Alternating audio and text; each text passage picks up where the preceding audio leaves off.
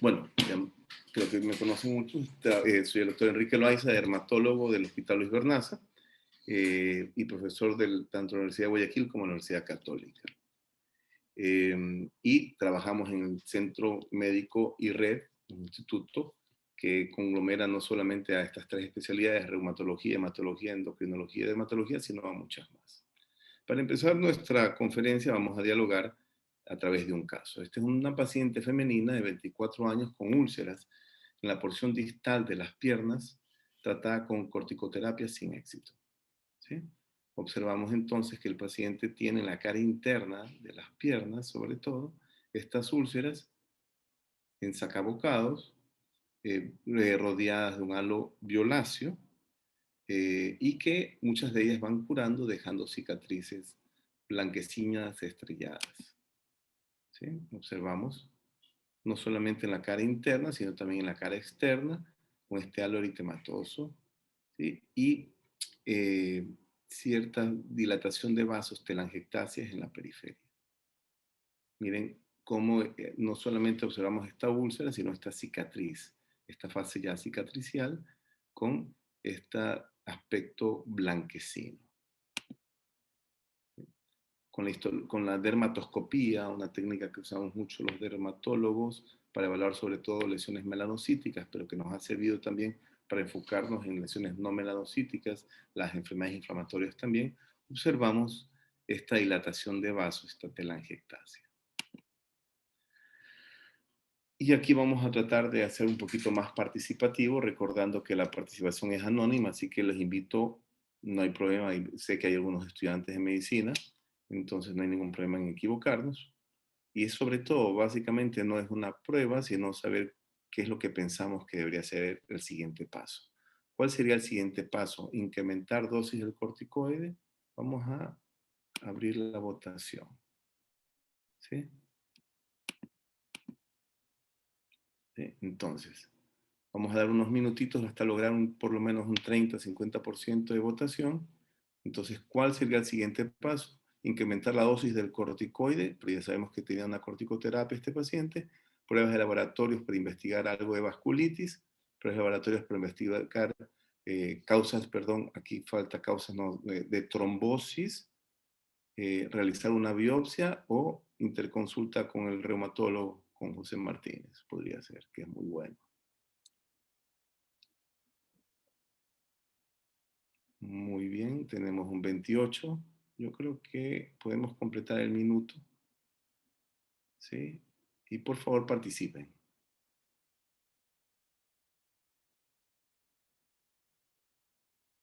Estamos 50 segundos. Faltan 7 segundos. 6, 5, 4, 3, 2, 1, 0.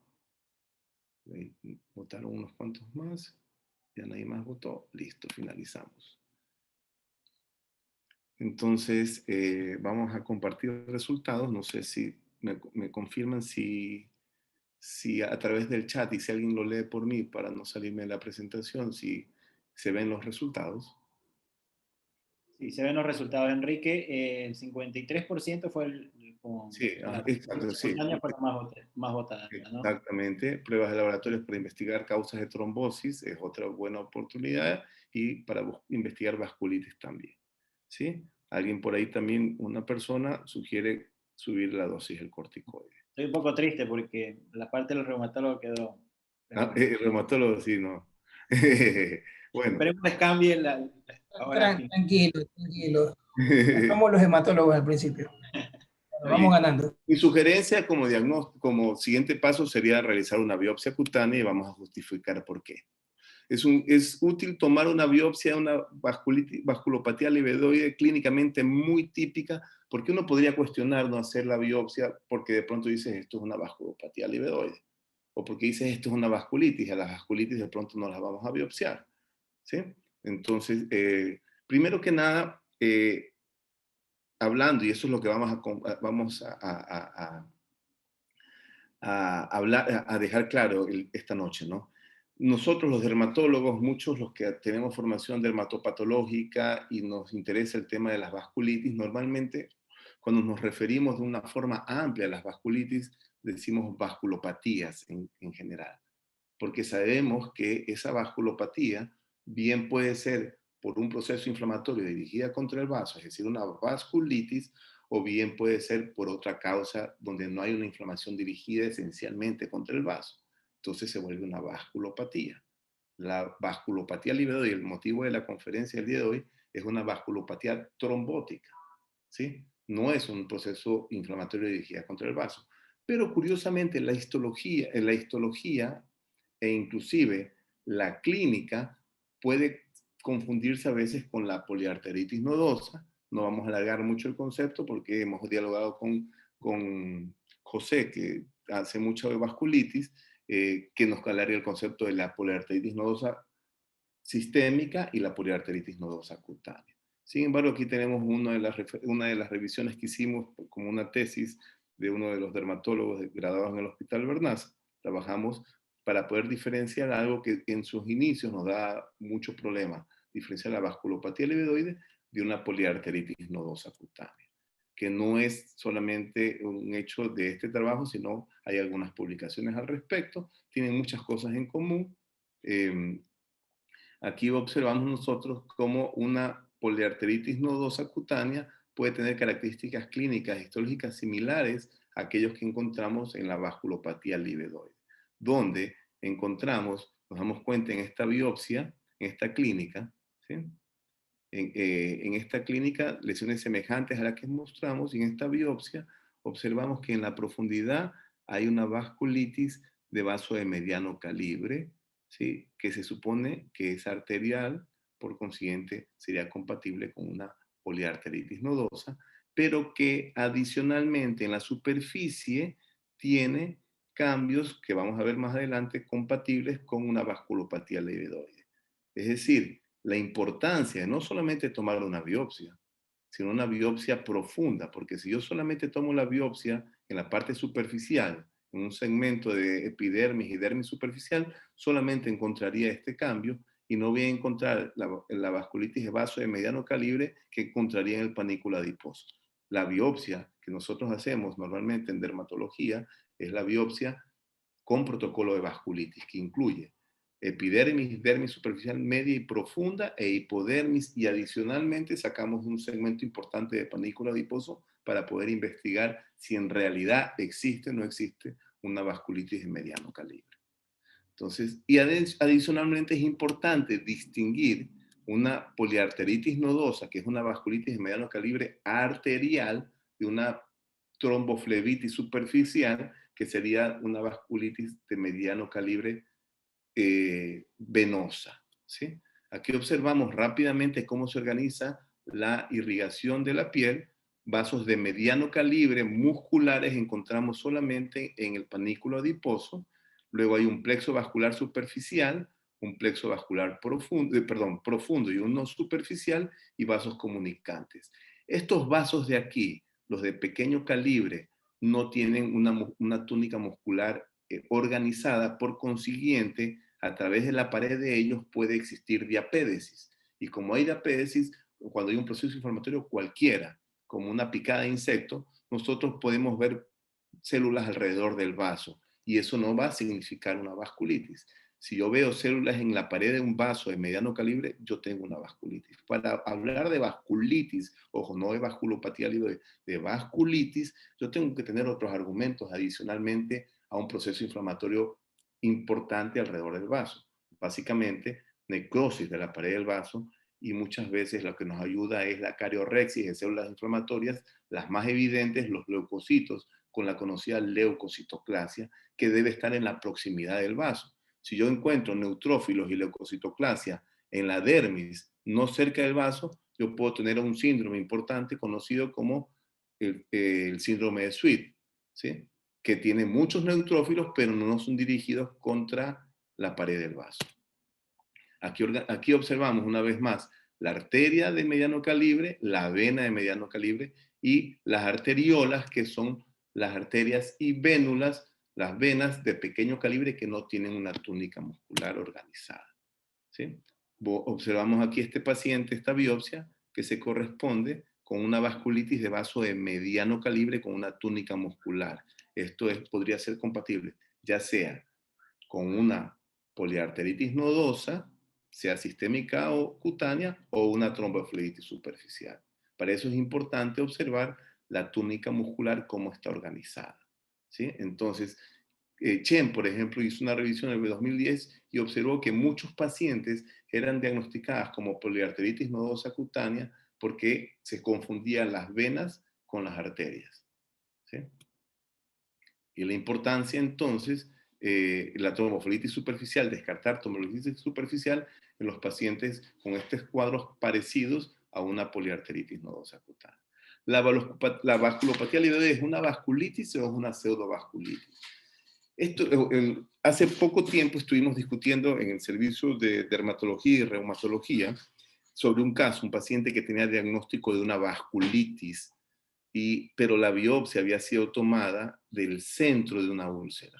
Si yo observo vasculitis en el centro de una úlcera, yo no tengo una vasculitis, porque la vasculitis en ese caso es un epifenómeno, un fenómeno reparativo.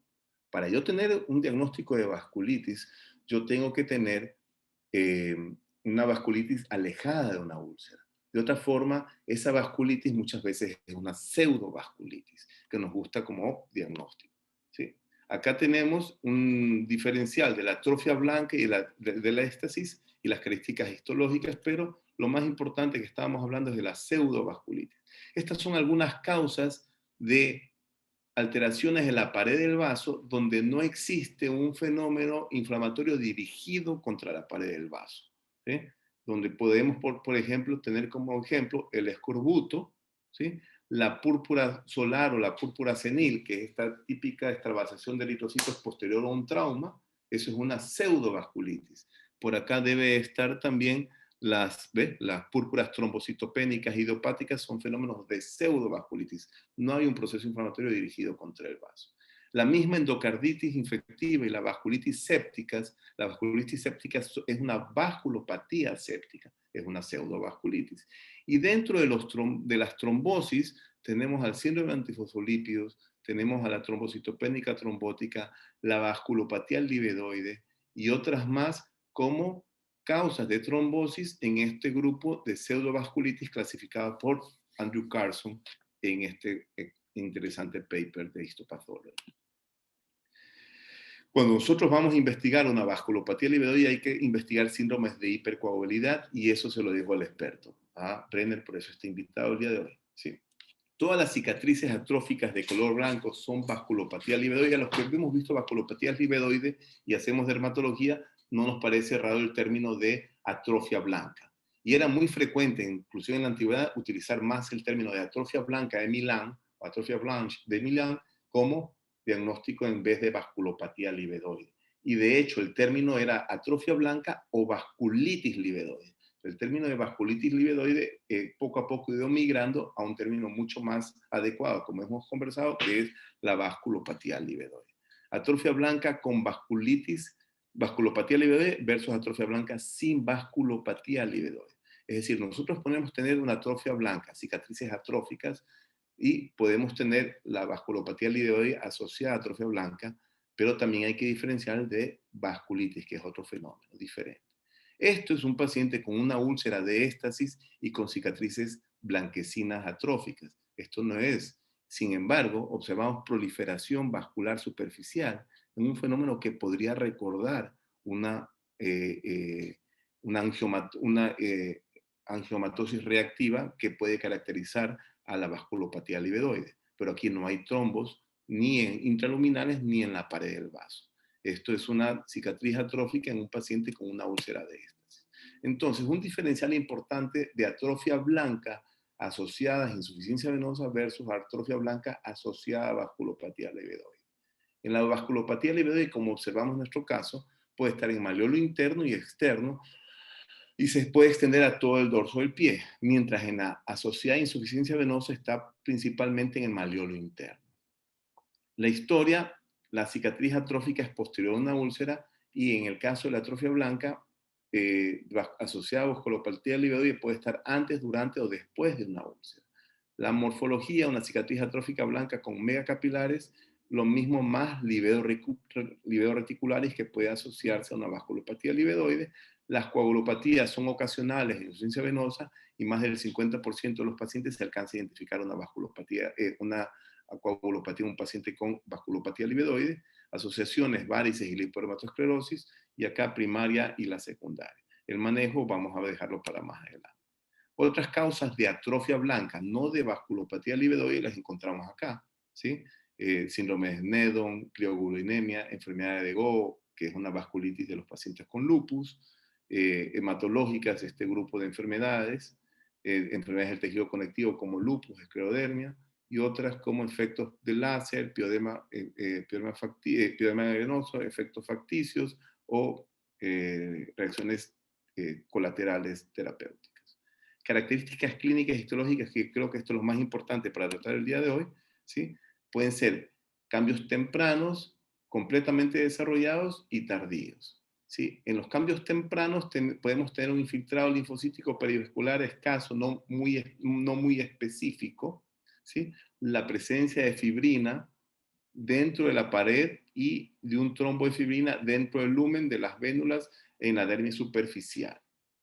Completamente desarrollado, un denso moderado, infiltrado perivascular superficial y profundo, fibrina en la pared de las vénulas de la dermis superficial, trombos que excluyen el lumen de las vénulas en la dermis superficial, gran cantidad de eritrocitos extravasados en la dermis superficial, edema de dermis papilar, espongiosis en la epidermis, que es el edema entre los queratinocitos y necrosis.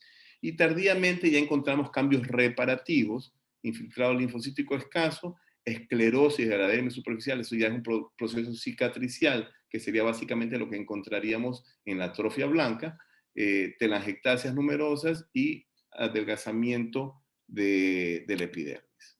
Aquí observamos nosotros entonces el cambio característico de la atrofia blanca, que algunos le llaman también como vasculitis hyalinizante segmentaria, un término antiguo. ¿Sí? Observamos fibrina en la pared del vaso, ¿sí? Y trombos en los vasos. Pero nos damos cuenta que ¿qué nos falta? Porque aquí sería fácil confundirlo con una vasculitis. Nos falta un proceso inflamatorio caracterizado por cariorrexis, leucocitoclasia alrededor de los vasos. ¿Sí? Observamos a mayor aumento la fibrina en la pared del vaso y los trombos, ¿sí? Con esta proliferación vascular característica de los pacientes con vasculopatía livedoide y extravasación de eritrocitos, como habíamos mencionado. También puede haber infiltrados perivasculares en la profundidad, en el tejido adiposo, y aquí vemos una vez más la fibrina en la pared del vaso. Más cambios, proliferación vascular. Aquí observamos una serie de nuestros pacientes en estos años que habíamos revisado con vasculopatía livedoide. ¿Sí? Observamos la atrofia blanca. Es importante siempre cuando queremos hacer el examen clínico del paciente observar las plantas, y solemos observar estas lesiones en las plantas bilaterales y con cierta simetría. Observamos la atrofia blanca, la úlcera, las telangiectasias, la inflamación alrededor de la úlcera. Esto fácilmente puede confundirse con una vasculitis. ¿Sí? Observamos los megacapilares. Miren la piel, el aspecto brillante de la piel de esta característica atrofia blanca. Úlceras en sacabocados. Más histología de nuestros pacientes con la proliferación vascular y el depósito de fibrina en la pared de los vasos. Aquí observamos trombos intraluminales, fibrina en la pared del vaso. ¿Qué exámenes pedir? Aquí puede haber una nomenclatura, una mnemotecnia, perdón, fibrin chip, pero yo creo que esto lo va a extender mejor Brenner. Condiciones asociadas a vasculopatía livedoide, podemos encontrar trombofilias hereditarias, trombofilias adquiridas, enfermedades del tejido conectivo, que nos va a extender un poco más el concepto José, y neoplasias hematológicas o de órganos sólidos.